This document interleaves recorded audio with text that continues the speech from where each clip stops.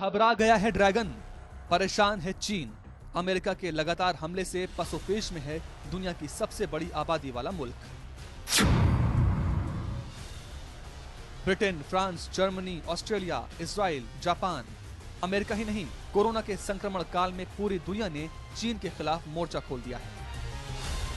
The World Health Organization, just like the World Trade Organization, I'm telling you, I call them, they have been treating the United States for decades so badly, and they've been so in favor of China. China took off when it joined the World Trade Organization.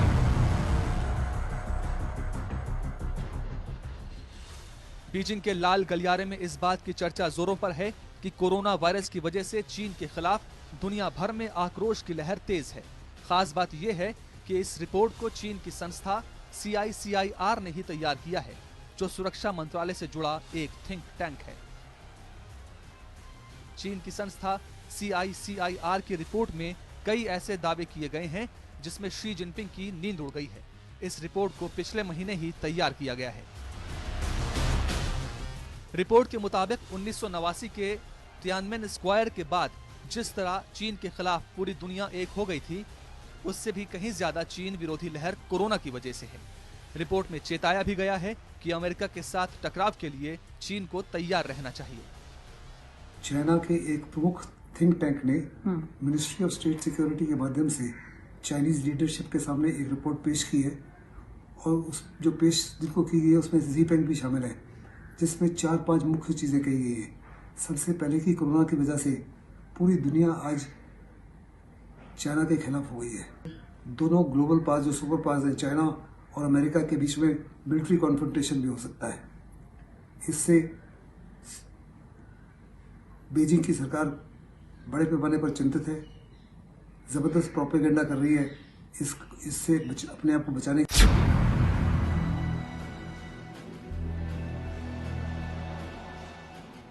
4 जून 1989 को communist party के उदारवादी नेता who याओबैंग की मौत के खिलाफ हजारों छात्र तियानमेन चौक पर प्रदर्शन कर रहे थे। 3 और 4 जून की दरमियानी रात को चीनी सेना ने प्रदर्शनकारियों पर फायरिंग की, उन पर टैंक तक चढ़ा दिया।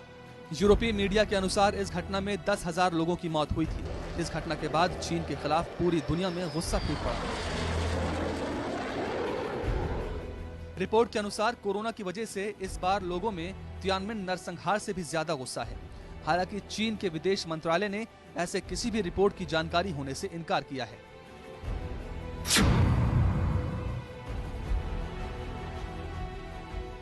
ये कोई पहला मौका नहीं जब चीन और अमेरिका के बीच टकराव बढ़ा हो।